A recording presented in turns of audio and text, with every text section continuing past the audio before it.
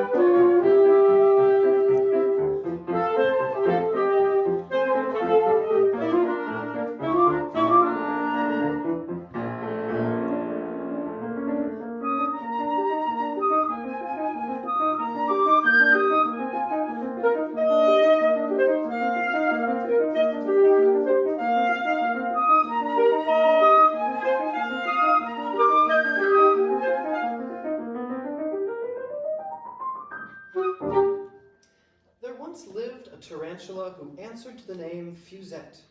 She and her parents lived in the Arizona desert, although, as you may have guessed from the sound of her name, Fuzzette was French.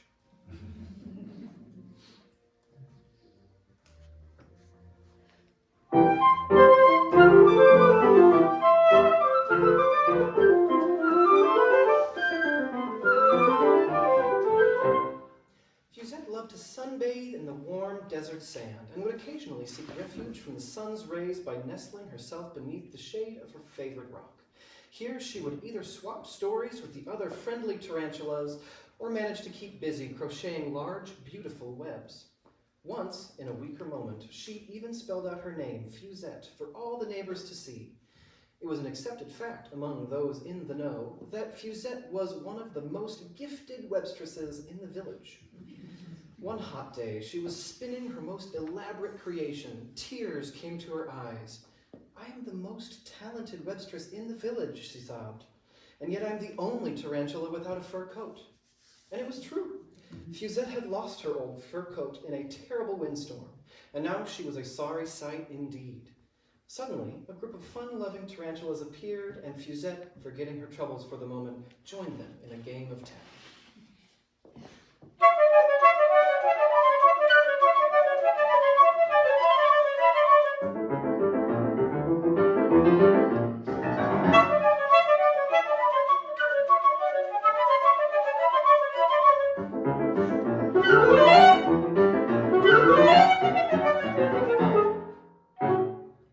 Fuzzette began to shiver. It was getting dark, and the cool desert air was a painful reminder to her.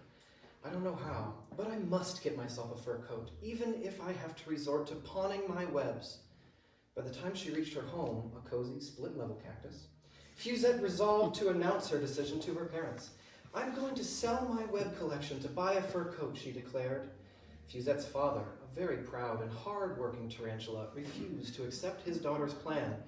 "You are the finest webstress in the county," he shouted, "and I will not permit you to sell your magnificent web collection merely for the price of a coat." Fuzzette's large black eyes began to moisten. "But I'm the only tarantula in the village without a fur coat. I want to look and be like everyone else," she said. Her mother seemed to understand the situation, but reminded Fuzzette it was time to go to sleep. "We can discuss this all another time," she said. Fuzzette fell fast asleep between a webbed quilt, one of her most treasured creations, as her mother hummed an old tarantula folk song.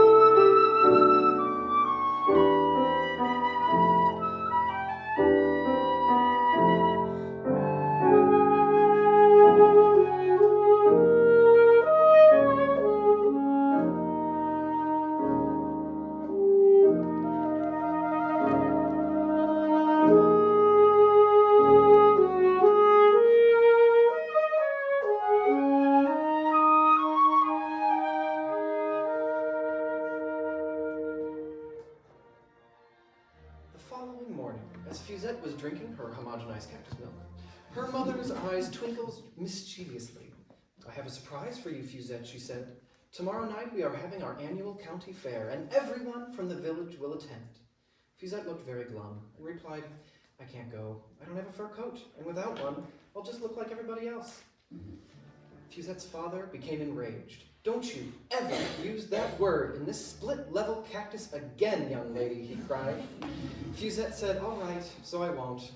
She had forgotten that one of her ancestors had been nothing more than the run-of-the-mill Black Widow, a fact that the family desperately tried to conceal. Her mother continued, "You must come to the fair because they're planning to give away a wonderful prize." "I'm not really interested," said Fuzzette. "Oh, I think you will be," replied her mother, "when I tell you that the prize is to be a stunning black fur coat." Fuzette's eyes widened. "A fur coat?" Her mother smiled. "What's more, it's a well-known fact that the girl who wins the coat also receives a proposal from the most handsome tarantula in town."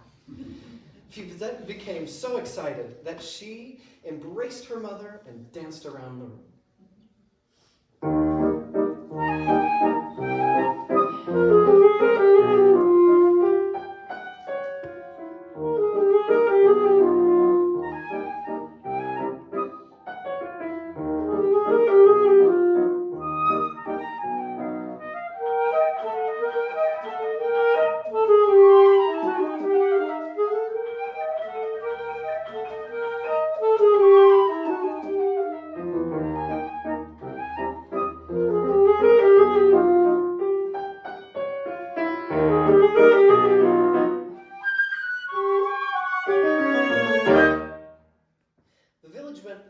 To make the county fair a great success. Rocks and crevices were decorated with garlands of sagebrush, and exotic snacks were provided by the local women's club, including tortillas, tamales, and chili con carne.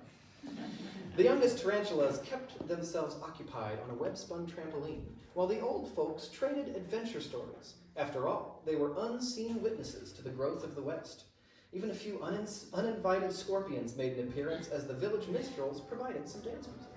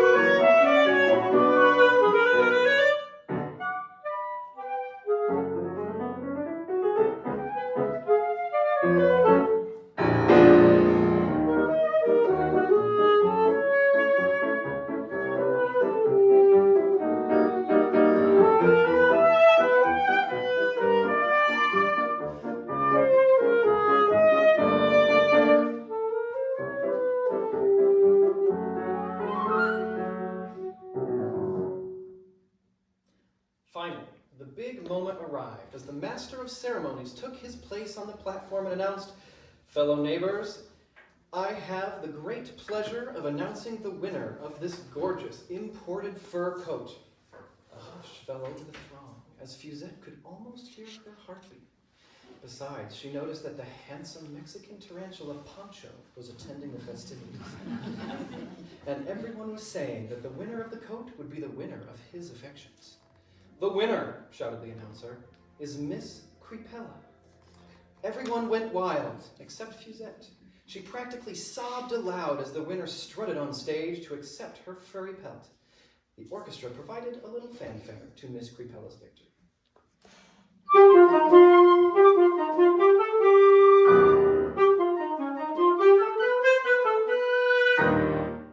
After the announcement was made, Fuzzette began to ease her way out of the crowd in an effort to return to her home. She was heartbroken and just couldn't seem to get interested in the celebration. Suddenly, who should appear from behind a decorated cactus but Pancho, the handsome Mexican tarantula? He strutted before Fuzzette with great self-assurance and announced, I am Pancho from across the Rio Grande, and you, I presume, are Senorita Fuzzette. Fuzzette blushed, and because of her self-consciousness, she did a foolish thing. Without saying a word, she turned and ran all the way home.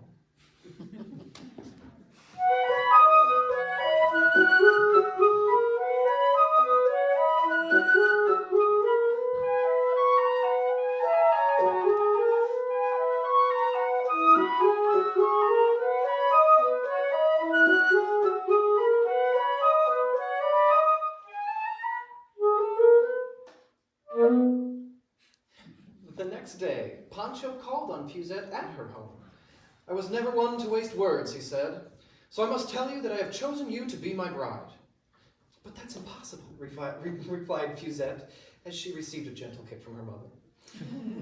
Pancho continued, why is it impossible? I own the most beautiful rock near the Rio Grande and recently inherited a large estate. But, most of all, I'm very fond of you, as you are without question the most dazzling creature in the county. Fuzzette just couldn't believe her ears. But I'm the only girl in the village without a fur coat. I'm the only one who is different from the others. Why would you choose me? Pancho's teeth flashed as he slipped a ring on her finger. Did you actually think that a coat would make a difference to me?